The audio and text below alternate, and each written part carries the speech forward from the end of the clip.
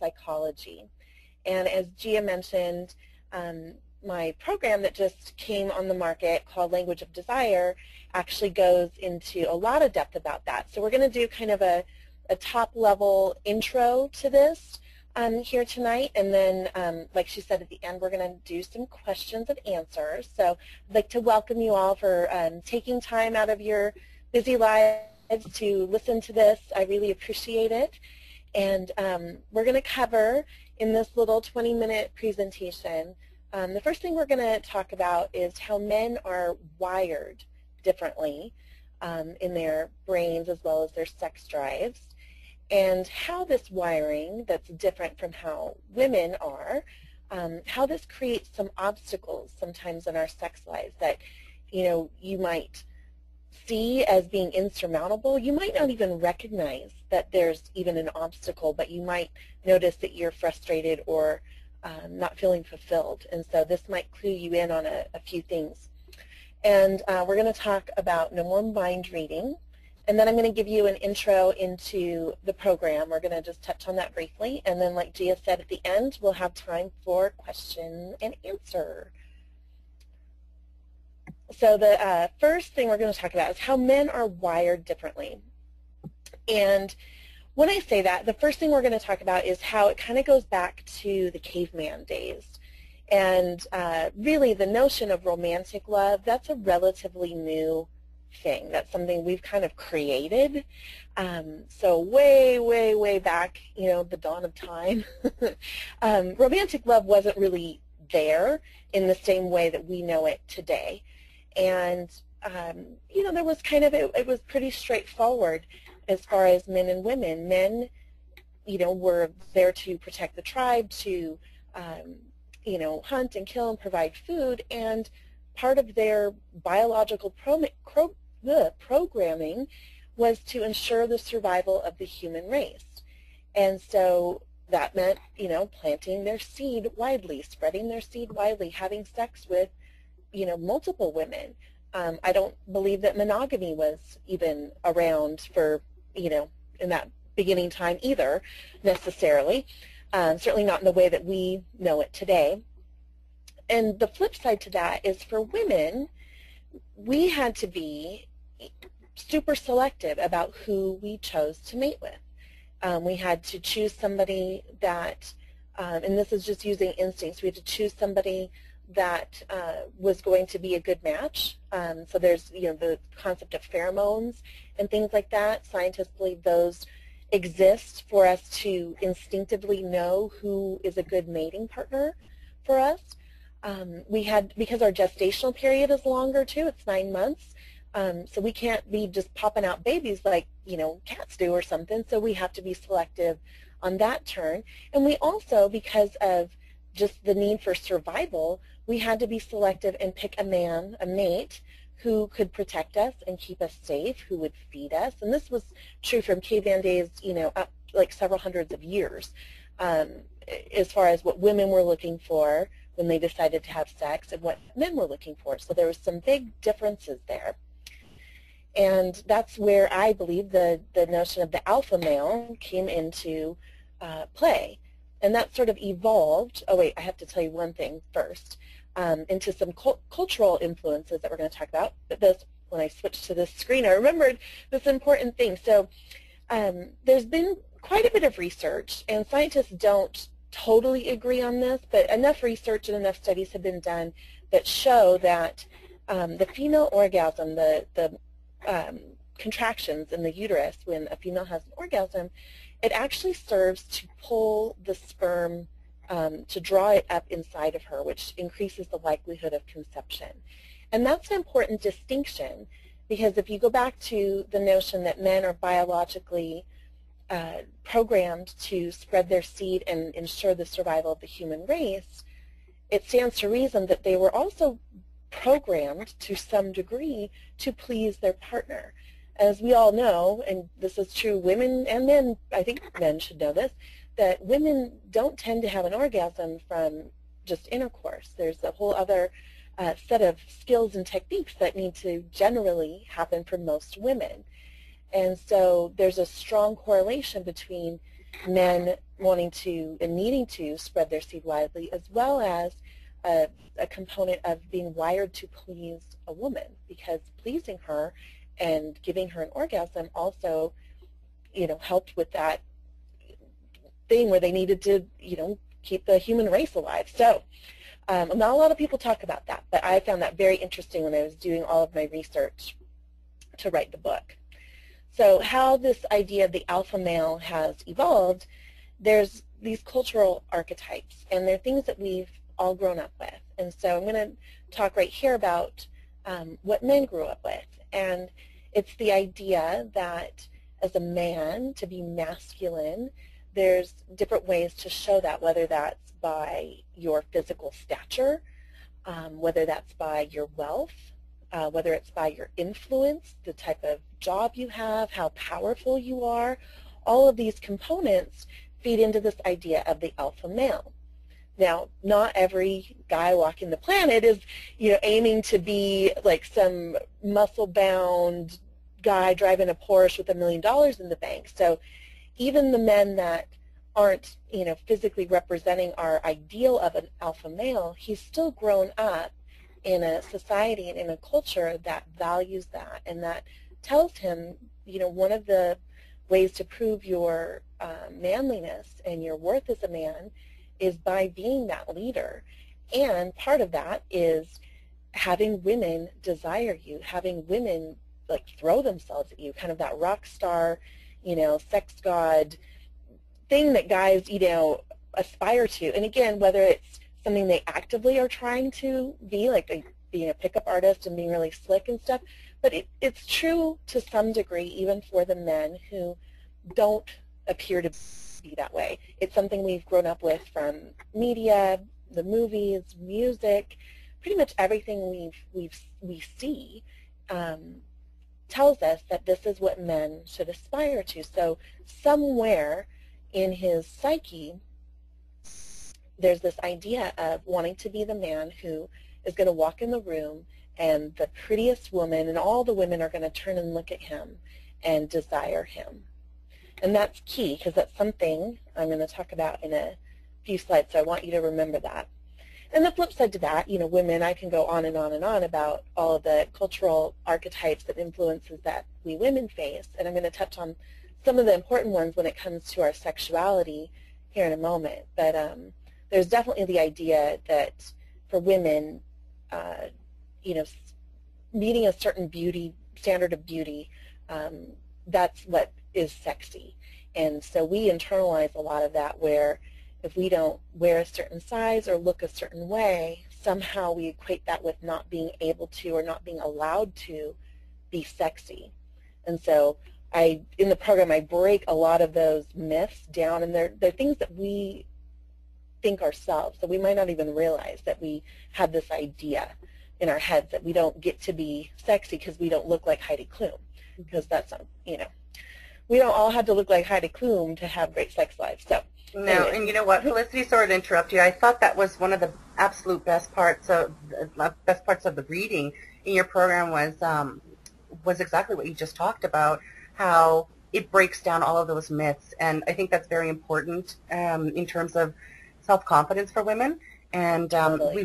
we've internalized so many myths and so many, there's so much brainwashing, if we want to talk about it plainly, that we internalize this and we believe this to be true when it really actually isn't. And I think that you're going to talk about that a little bit more coming up here. But yeah, that was really one of the best parts for me. I just wanted to tell you that.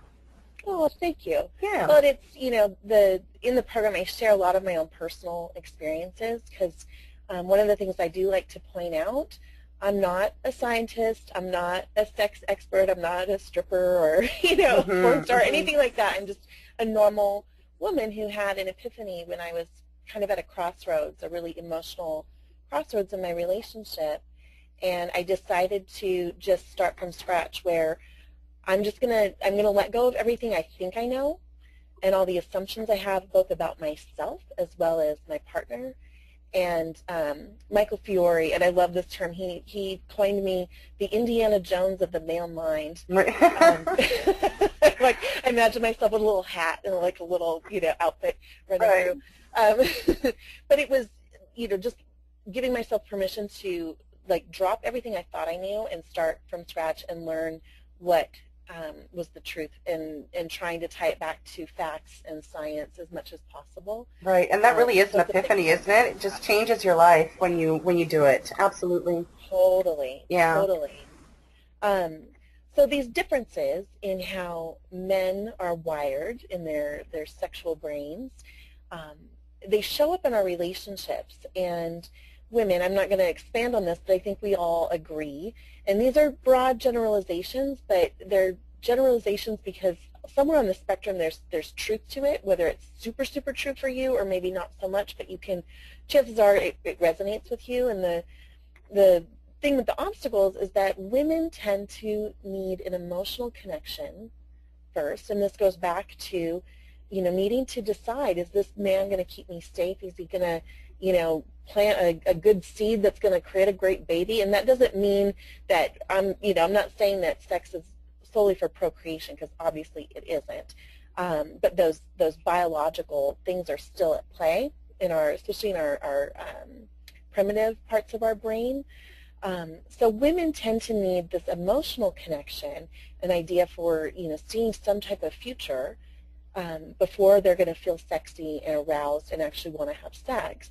Whereas men, the flip side, actually need arousal and sex in order to nurture that emotional connection.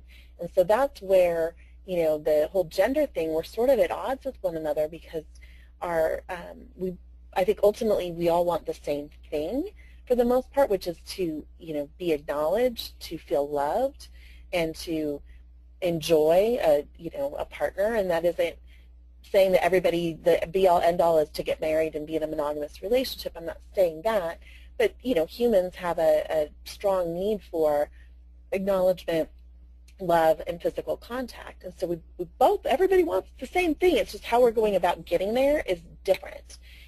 And one of the things that I kind of get in trouble with my girlfriends, when they hear me talk about this stuff, they're like, men, run companies and make more money and all this stuff. And I'm like, okay, that's true, and there's inequality in our world, but what I'm talking about here is our relationships. And if you are a woman, I don't care if you have, an amazing career and you're super progressive and, all these wonderful things that, I tend to be personally, but at the end of the day, if you're a straight woman and you are in love with a man and you want to make your relationship work, there's certain things that we have to try and understand. And I don't think that endeavoring to understand men's point of view when it comes to love and sex and relationships is doing a disservice to women.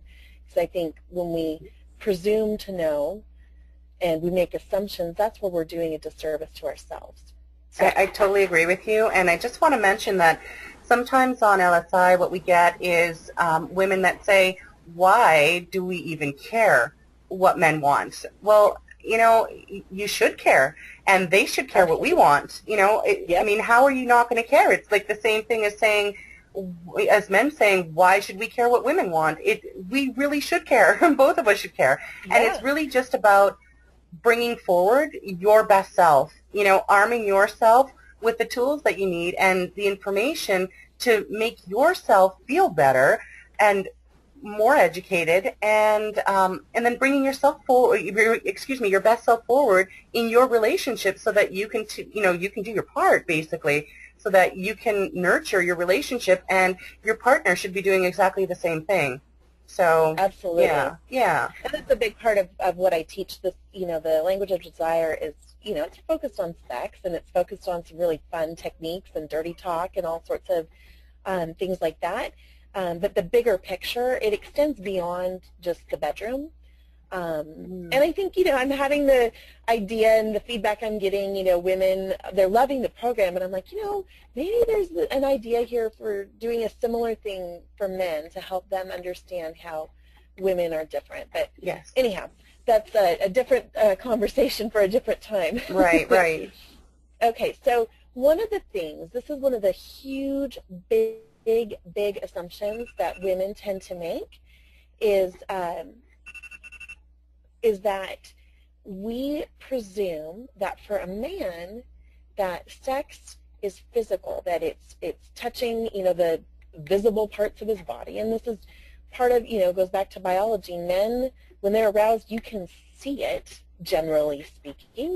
He's going to get an erection. That's a visible proof of his arousal. Whereas women, it's internal. And, when you talk intercourse, too, it's internal for us as well. And so as women, we tend to just look at that one indicator, his physical response to arousal as being the be-all, end-all. But the triggers to his sex drive and the triggers to his arousal are actually mental. And the thing about that, too, that we women, because we're getting all these messages about our value is in how we look. We're told that in so many ways. And we internalize that, too, that we're worth more, we're more valuable if we, fit a certain standard of beauty, right? And so we also presume that his arousal is based on how we look, and only how we look. And, that's not to say men aren't visual creatures. Women are visual creatures, too. Mm-hmm. And men do get attracted to boobs and, long hair, or whatever it is that might be some guy's feet, or whatever the case may be. But there's also a whole other thing that's happening in his mind that he might not even be aware of. And for the most part, women don't really know this. And so the triggers to his sex drive, going back to kind of the caveman thing, it's validating his masculinity and validating his sexual prowess, and which, that's easier to do if you're already in a relationship with somebody. It gets a little bit trickier when you're single and just newly dating. And I'm looking at the questions. I think that's one of the questions coming in, so we'll definitely touch on that. And respect, because, the way he was selected by a woman way back in time was based on his ability to provide and keep her safe. And so that's a strong drive in a man. And again, not to get into a whole discussion about, culture and everything, but things have really shifted in just the last 50 years. And from a legal standpoint as well as a cultural standpoint, 50 years ago, a woman couldn't own her own house. She couldn't have her own credit card. She was sort of viewed as property of her husband, as opposed to now where we have a lot of autonomy and we can decide what type of life we want. Do we want kids or not? Do we want to get married or not? Do we want to have multiple partners? Or, there's all these different choices that weren't there, 50 years, 100 years ago. And so the dynamic in relationships has really shifted. But those biological ways that we're wired haven't. So I think that's important to understand. And so as men, when we're talking outside the bedroom, women are having careers, we're doing all these wonderful, amazing things. And to some degree, that's why you see a lot of guys that get really, they're not comfortable with the idea of a woman who makes more money than them or who has the same type of career as he does. And I'm talking generationally, and this is changing.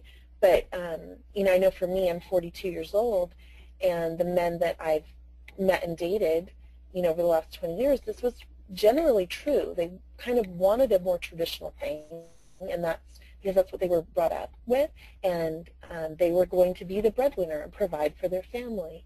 And so now that there's this, that isn't necessarily the case, that isn't how he feels his sense of masculinity, it's just shifted things a little bit. And I don't think that we women, we've spent a lot of time, furthering ourselves and doing all these things outside of our relationships, which is fantastic.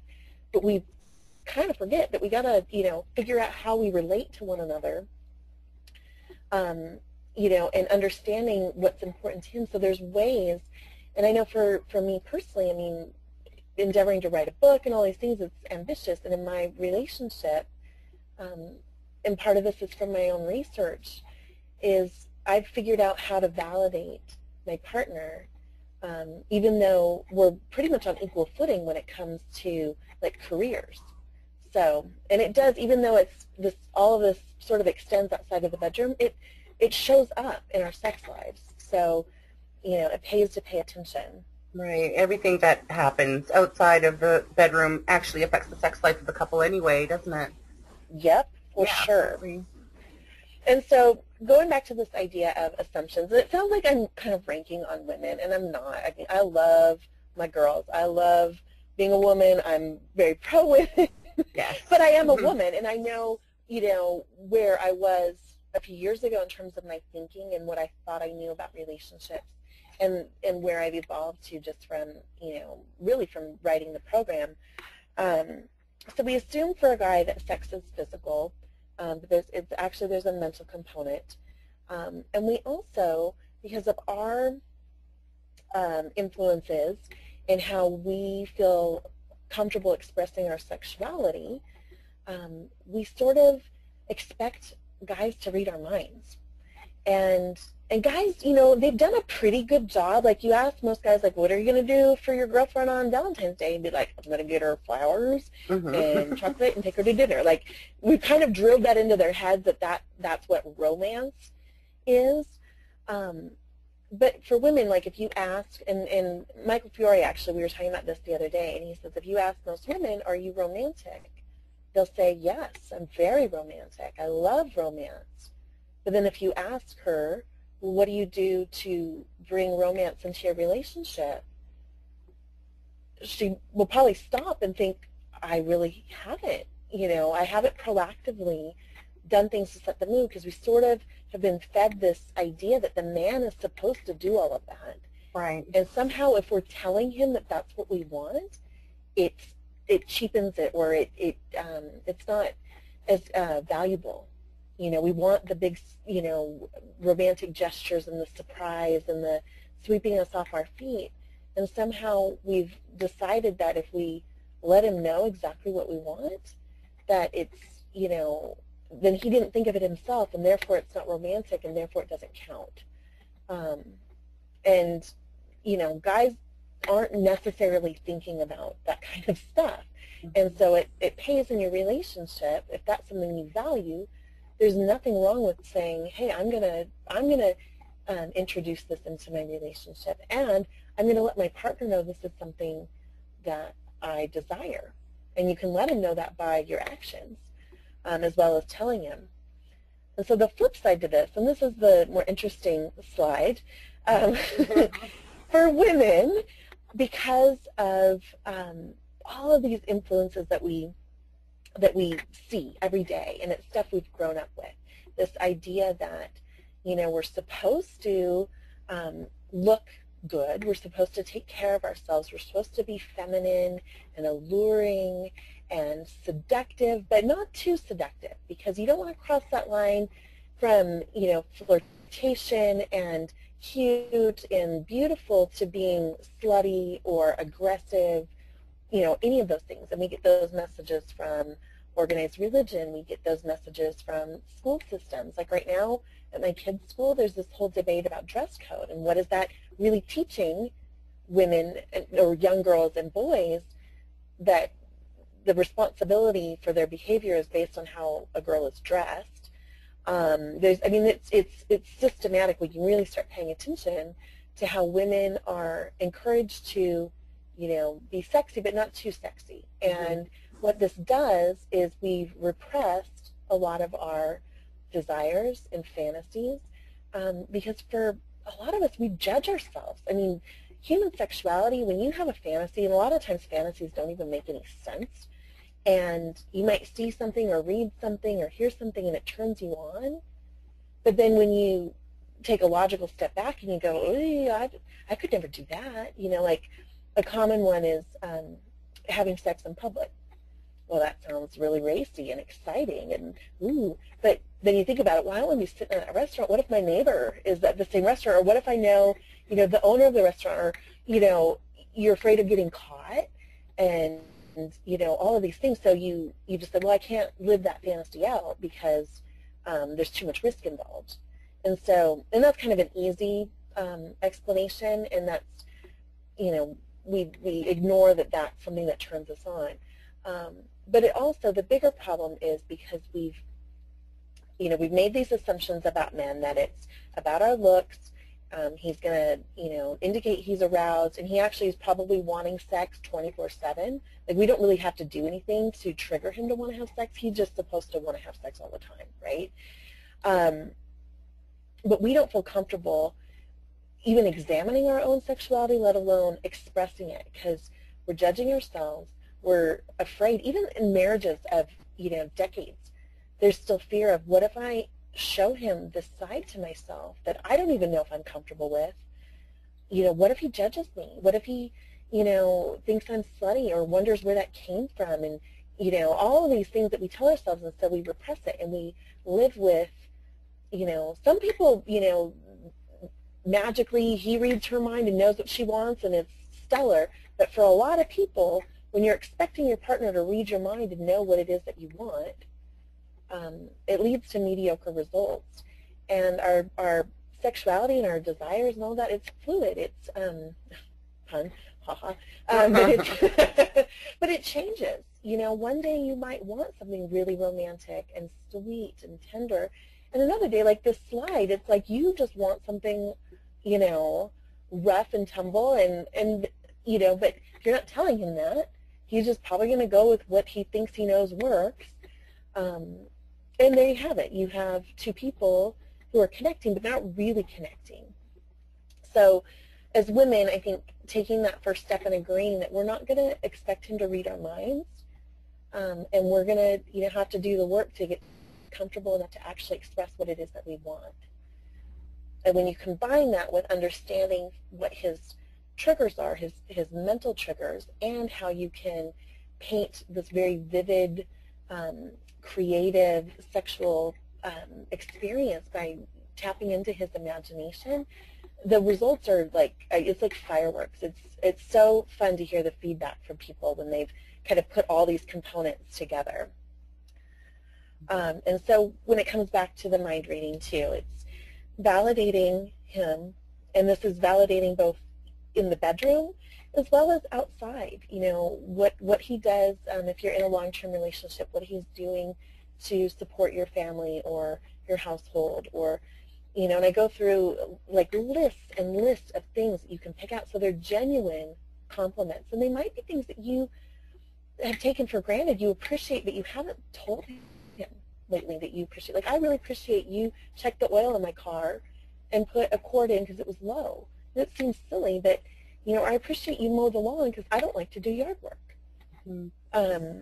We forget to do that after a long time. If you've been in, if you've been in it long term, it all just kind of becomes a given, and you forget to do it, and you should for sure. Yeah, definitely. Yeah. And how that it's funny how it ties into your sex life. So when you're appreciating him outside of the bedroom as well as inside the bedroom, he feels good. You're making him feel amazing, and he's inspired to then want to give that back to you, and appreciate you and please you. So it's huge, and it seems so obvious, but I mean, even in relationships, it happens over time, but in relationships that are shorter term, it can happen. Mm-hmm. And, when you're talking about somebody who's single and dating, there is that fine line. Like, you don't want to be too over-eager and pouring it on like, oh, I just love this about you, and I love this about you, and this is really great, and you have pretty eyes. Like, you don't want to be like that, because that's kind of creepy and weird. But there are ways that you can infuse your natural appreciation for this man. Like, why do you even want to date him? Is it his passion for his career? Is it that he makes time to be a great dad and spend time with his kids? Is it the work he does in the community, if he does volunteer work? What are the things that you value, and why you've chosen him to be the man you want to date and get to know better? So it works even if you aren't already sleeping with somebody. And then again, it's learning to communicate your needs and desires. And the first step to that is understanding your needs and desires and truly what turns you on, and not being afraid of what you might discover. And then the biggie, and we kind of touched on this a little bit ago, is the idea that, seeking to understand, letting go of your assumptions about men and women and you and your partner, you know, letting that go and just approaching your relationship, whether it's your sex life or things outside of it, approaching it from, I want to understand what's true for you. I want to understand how you're feeling. I want to understand what you need and what you want. And when you do that, like I said, it's reciprocated. And it ends up, you know, just strengthening your relationship overall, both the emotional intimacy as well as the physical intimacy. And I think at the end of the day, you know, that's what we want. So that's what everybody wants. Absolutely. Yeah. Yeah. It's the intimacy, understanding each other, feeling appreciated, all of that stuff. Mm-hmm. And so we have to be willing to take that first step. And I know, like I mentioned, you know, I get in trouble with my girlfriends and we talk about this, and they'll like, but this, you know, this program you wrote, it's all about us having to do the work, and we have to figure it out, and we have to be the ones to initiate all this stuff. And I'm like, well, yeah, I mean, here's your choice. You can stay where you're at, you know, resentful, frustrated, unfulfilled, knowing that, you know, what you want, but you know you're not quite there yet, and you're expecting, you know, magically it's just going to happen. Or you can make yourself a little bit vulnerable, let go of those resentments, and just try this and see what happens. So, right. you know, I think the proof is in the pudding. When people have like, oh, fine, I'm going to try it just to prove you wrong. My friends have, you know, tried these things, and they're like, oh my God, this is so amazing. And it might sound like it's work, you know, at the beginning, but really it's not, and it's so much fun. So to talk just a little bit about the nitty-gritty of what language of desire is. Initially, when we were thinking about this, one of the things as far as marketing was, well, maybe it could be really focusing on talking dirty, because that's something we know that men really enjoy, and it's something that a lot of women aren't comfortable with. But it evolved, and it evolved from my own personal experience. I had to be willing to put it all out there, and I do. I share a lot of stuff that's happened to me. It's like, some of it's really funny, and some of it's, you know, it's like, oh, but like, I hope my mom, you know, doesn't buy it and read the whole entire thing. But anyhow, what I cover, the foundation of the program, like I mentioned, is really empowering you as a woman to get in touch with your own brand of sexiness. And it doesn't have to be what you see on TV or what you think you're supposed to be. It's really getting to that level of understanding yourself. And I tailor everything in the program. I mean, it goes from romantic to raunchy. I mean, I will preface that. I mean, there's some pretty explicit language in it. But that's just to show you the spectrum. You don't have to, you know, talk a certain way in order to achieve these results. You don't have to try things that you're not comfortable with. And that's a big piece of it, is learning your own boundaries. And then if you get to the point where, as you move through the program, so the first step is understanding yourself. The second step is where I teach a lot more. I go way more in depth about the brain chemistry and men's sex drives, and there's tools for you to start to uncover what's true for your partner, because this presentation is, you know, obviously more on the broad generalizations, but in the program you learn what's true for your specific guy, and that's where a lot of the value really is. And then you move from that into these really fun techniques. And it really is to bring play and fun back to your sex life. And it's super creative. And they teach you how to, like, let's say he has a fantasy. You've gotten to that place where you're now discussing this stuff. And he says, oh, this idea really turns me on. And it's like some of you are going, like, no, I can't. Like, it's not, that's crossing a boundary for me. I can't do that. And so I don't say, oh, no, you have to keep him happy. That's a bunch of bull. It's, okay, so this is what you want to experience. Here's where I'm at. How can we figure out? And it's tapping into his imagination, tapping into the five senses. A lot of it is sensuality, visual cues, and other triggers that you can use that can recreate these, you know, really in-depth fantasies in a way that's still honoring your boundaries, and you know, you're both having fun at the same time. Because a lot of the other programs that are out there, honestly, they're not, I don't know, they're not coming from that standpoint of coaching women to be empowered in having their own boundaries. But at the same time, you know, understanding where you might push it a little bit, and that's part of that, I think, is the thrill of having a really exciting sex life is pushing yourself right to the edge, and then you might discover, oh my gosh, this is really fun, and I want to try it again, or, so really that's the program in a nutshell. Yeah, and it's really, really fantastic. And like I said, that's exactly what I loved about it, is just that it's empowering. It's exactly what you said about, the other programs. I'll say it flatly. It's just, it's not this, you have to do this in order to get him excited. It's not about that. You have to have everybody has their own boundaries. And, you have to just know yourself and know where you need to stop, and coming somewhere in the middle, so that, you do have an exciting sex life with your partner, so that you're both good with it. So that's what I really love. Yeah, I really, really loved it, Felicity. I thought it was really great. So, and actually, one of our questions was kind of about that, actually. Do you want to go into the questions now? Yeah, let's go for it. Yeah, okay. So I'm sorry, there are so many questions here. Just I need to find it. Okay. So here it says, I'm way too self-conscious to dirty talk. Whenever I've tried, I just feel like I'm being someone other than myself. How can I get more comfortable with it? That is a great question. And that's actually true it was true for me at one point in time. And I thought I was pretty good, like with the texting and stuff. And then, and it's in the video where I share this really awkward experience I had, and I'm like, I was kind of like a deer in headlights. And so, again, the difference with this program is there's a lot of coaching, and I give you exercises where you actually practice. And some of it you're going to feel ridiculous when you're doing it. Right, right. But it's, it's sort of getting comfortable with saying these different words, because you can read them, and you might have a little like, ooh, that's a little naughty. And it's different to actually get it out of your mouth and say it. Right. And so I kind of work you in baby steps of taking advantage of technology. That's key. And working you towards being able to face-to-face say things. And again, it doesn't have to be explicit to be sexy.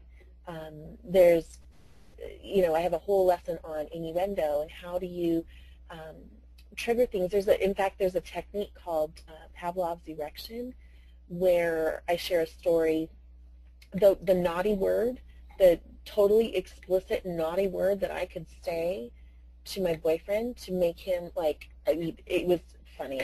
I tortured him with it. But the word was pillow. Pillow. Pillow. That doesn't mean anything sexual to any of you listening to this, but I explain in the program how this came to be this very highly charged word. Mm-hmm. And so there's, to answer the question, there's all sorts of ways. So it doesn't have to just be what you already think dirty talk is. Right. Okay, that's really great.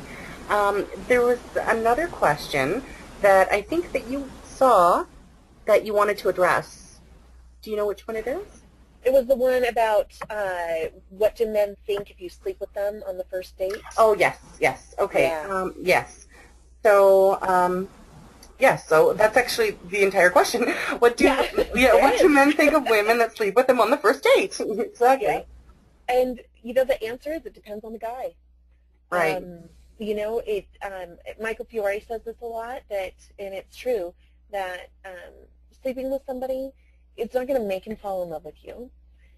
It'll probably just enhance the feeling that was already there. Mm-hmm. So if he was already falling in love with you, then it definitely could, amplify that. But if he's like, no, she's good for tonight, mm-hmm.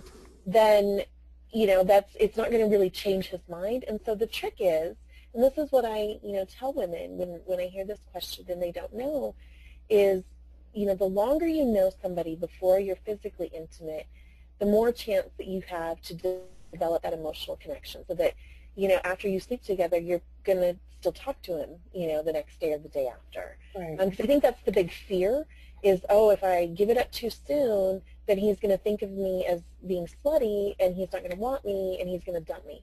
And the truth is, I know people who a one-night stand turned into a long-term relationship. Mm-hmm. Personally, the man I married and had 2 kids with, we slept together on our second date. So, You know, there's no magic timeline that's going to guarantee. But what I tell women is just use this litmus test. If you are deciding, and I don't think there's anything wrong with being empowered in your sexuality when you're dating, to say, you know what, I want to have sex with this person. Mm-hmm. But before you do that, know that you can't use sex to manipulate an end result. Sleeping with him doesn't guarantee you anything. And so you have to ask yourself, in this moment, right here, right now, if I decide to, you know, go with how I'm feeling physically and fall into bed on the first date, am I okay with never hearing from him again? Right. And if the answer is no, and you're going to feel like you were taken advantage of, or you were used, or he was, you know, sugarcoating things and talking about a future, because really you don't know if there's a future there. Why would you even know after a first date that you want a future with somebody? You don't know them. And so that's the litmus test. You know, if you sleep with him, are you okay with, is this a choice I'm making because I want this, rather than I'm doing this because I hope he's going to become my boyfriend? Like, totally different mindset. Right. And a guy isn't, you know, some guys might go, God, you know, if she did that with me on a first date, she must do it with everybody. But not every guy's going to think that. You just don't know. That's so the first date, you don't know each other.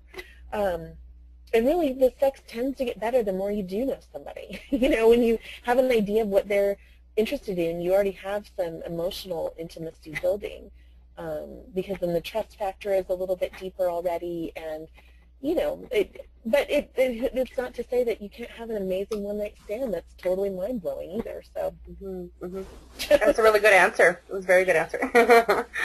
All right, so I'm going to go on to the next question because we have quite a few and we don't have very much time left. So the next one is, I am a 57-year young woman that is on fire. All I hear, I know, right? All I hear from my women friends is that the men our age and younger can't seem to get it up or keep it up. Diabetes, drinking, high blood pressure, depression, etc. What is happening? Well,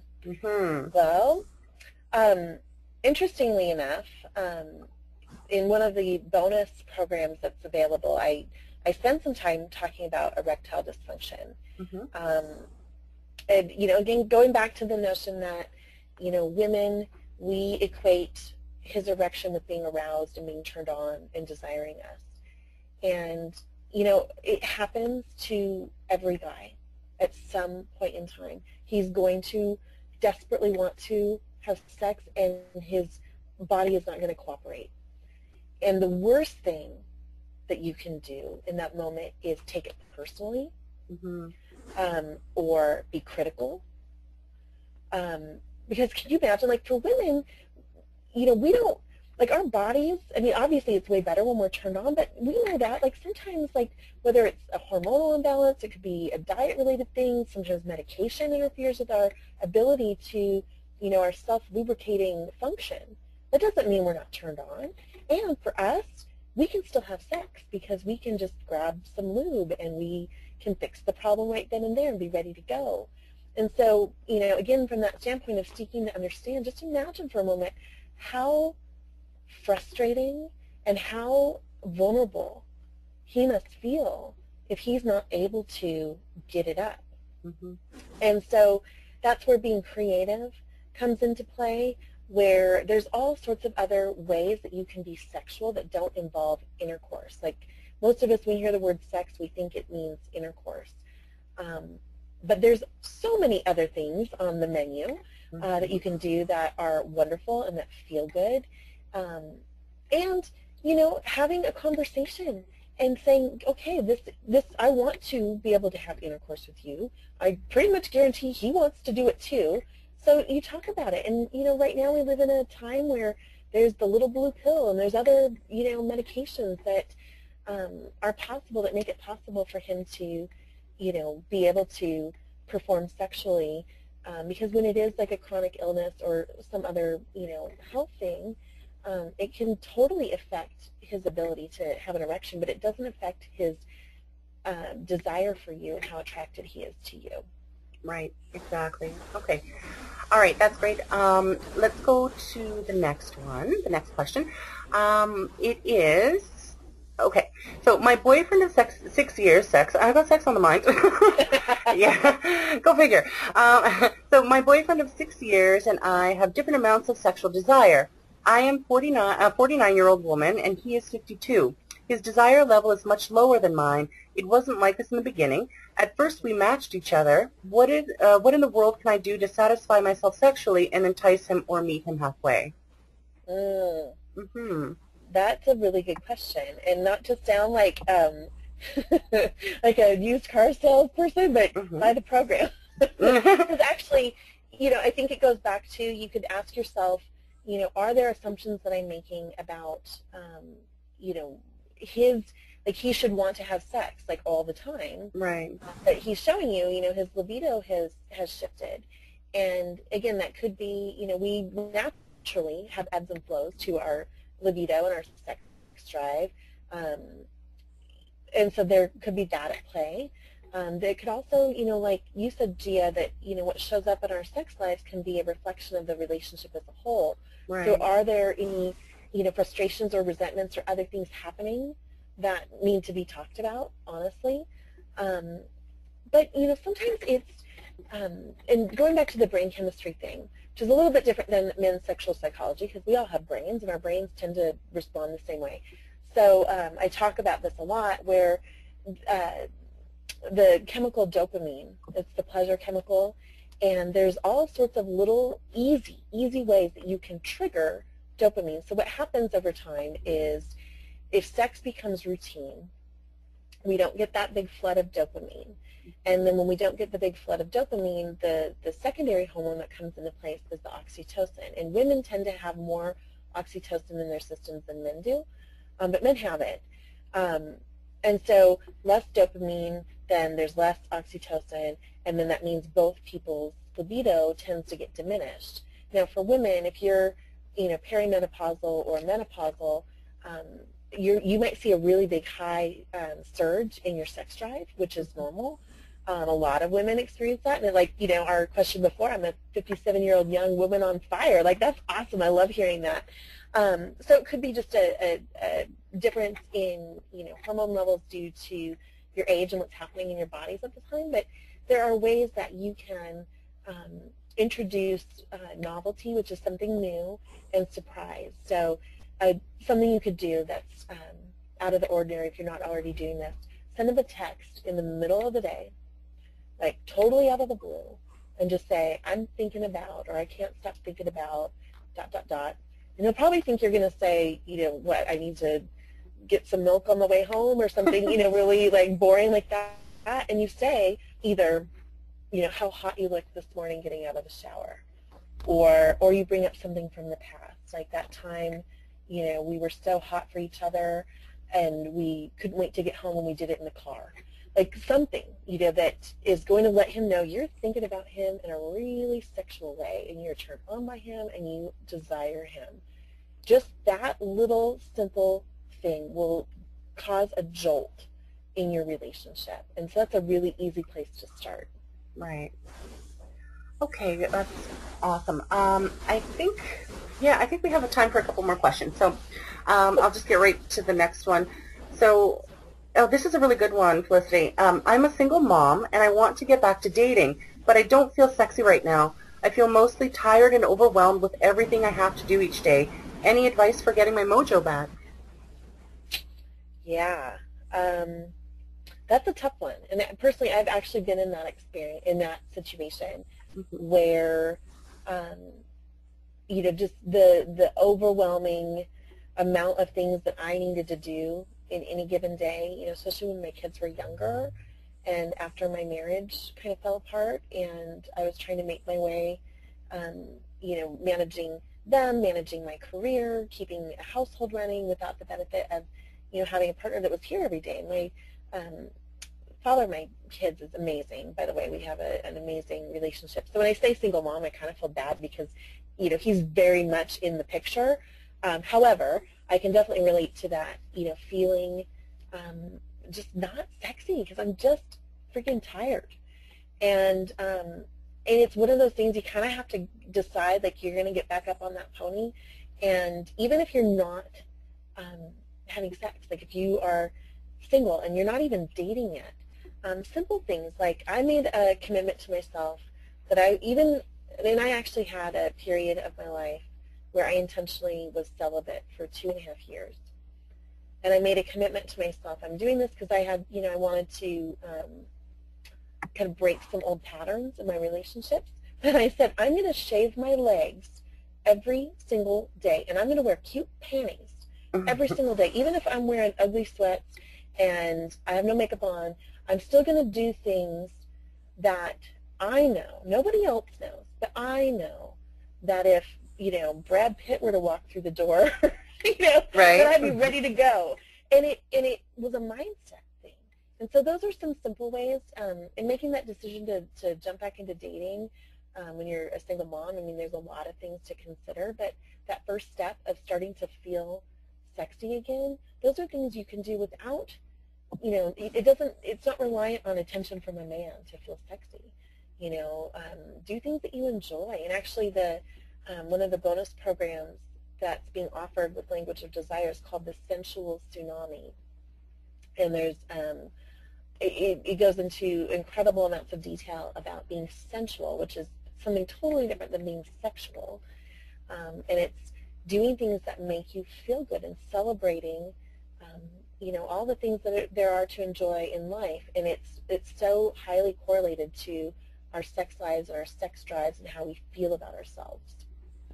Yes, very much so. And taking care of yourself and just doing exactly what you described before, just shaving your legs every day, putting on nice underwear, lingerie, wearing it under your everyday clothes, doing things for yourself that you're doing makes you feel completely different. And so when you're taking care of yourself, that's what's making you feel good about yourself and sexier in the whole process. So it's really important, definitely.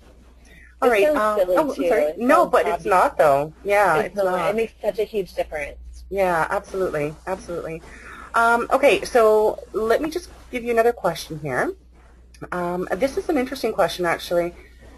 Is it true that women are more likely to cheat because of our primal need to find the perfect mate? Ooh. Very interesting. That is a very interesting question. In fact, I actually just wrote an article on digital romance about if you could cheat-proof your relationship. And statistically, the numbers, in terms of is it more men that are cheating versus women, it's actually quite even. When you look at the people who are willing to admit, anyways, that they've been unfaithful. But I think the drive for that is different. With men, a lot of times it's because they don't feel respected and validated at home, and the thrill of a new woman throwing herself at him sexually, that can be a huge trigger for a man to want to cheat. For women, a lot of times it's not getting that emotional connection, and again, it could be also a sexual connection. If you are in a relationship where your sex life is mediocre because maybe he's just not a super amazing lover and you haven't been brave enough to say exactly what it is that you want. And so sometimes people think it's easier to seek that outside of the relationship. And I'll tell you, it's way easier to find somebody to have amazing sex with than it is to find somebody you want to build a life with. Absolutely. And so sometimes it's, that the thrill of getting caught, the thrill of doing something naughty, the thrill of somebody new, that all of that, it's dopamine, firing off like crazy. And so you get in this, you feel good, even though you probably feel horrible about the fact that if you're married, you're breaking a vow and you're, deceiving your partner and all of this stuff. But there's this flood of feel-good chemicals happening at the same time that it's almost like you get addicted to it. But going back to the original question, I don't know. I mean, I guess it depends on the age of the woman. If you're past childbearing age, the baby shop's closed down. Obviously, that's not going to be a reason, maybe possibly subconsciously, but, I kind of don't know. and you know, and not every woman wants to have kids either. Right. So I think, you know, it isn't that these things that are wired in our brains are so dominant that we don't have control. I mean, we have free will. So, Yes, you know, exactly. but that's a really interesting question. I actually want to maybe do a little bit of research on that and see if I can, you know, if anyone's, you know, made that connection. I don't know. I haven't heard that, though, in everything that I've read. Right, And right. the people I've talked to. So Right. it's a great question, though. Yes, it was. It actually was. So we've actually wrapped up our hour here, which kind of stinks because I'm having a really great time. I know, But I think okay. we will. I think we will. And, you know, it's so wonderful. I think that, you know, we didn't get to all of your questions. I'm so sorry about that. And I think that if we got to all of them, we'd be here for the next 2 hours for sure. And thank you so much, everybody, for submitting the questions. They were really, really great. But we unfortunately don't have any more time, so we're going to have to shut it down. And thank you so much, Felicity, first of all, for being here with us. It was so great of you to be here, and it was just so amazingly informative and fun. Thank you. You're welcome. This was a lot of fun. I love seeing the questions. Would it be possible, I mean, if people wanted to ask the questions on the Facebook page, and we Yes, could chime in there? absolutely. Okay. Absolutely, yeah. So if you'd like your questions answered, then please just inbox me on LSI on the Facebook page, and I'll definitely get those questions over to Felicity, and we'll get them answered for you for sure. And yeah, and anything else that you want to ask, if you want to give us your feedback, which is so, so important, please inbox me or email me. You've got my email on the email that you actually got for this webinar. So either way is absolutely fine. Your feedback's really important to us because we want to be able to give you so many more things of great value that will help you. So yes, please do. Please do. And thank you so much, everyone, for showing up, being here. It's really been a pleasure, and I hope that we can do this again sometime. Yeah. Yeah. Yeah. Yes, absolutely. Like, woo. I know. And I really just have to say that I really did love your program. I know I've said this so many times over and over again, but you know, when I'm excited about something, I really am excited about it because I don't get excited about a lot of things. I mean, there's just so much junk out there, and I loved Language of Desire. So good for you. Congratulations on writing a really phenomenal program. And I think everybody will enjoy it. So that's wonderful. And if any of you are interested in the program, just so you know, the links are up in the chat box there. There's a video version, and then there's a letter version that you can just read. But we've also got the links on our website, ilovemylsi.com, which I'm sure all of you are familiar with. And I actually published one of Felicity's articles today on the Facebook page, so you can take a look there as well.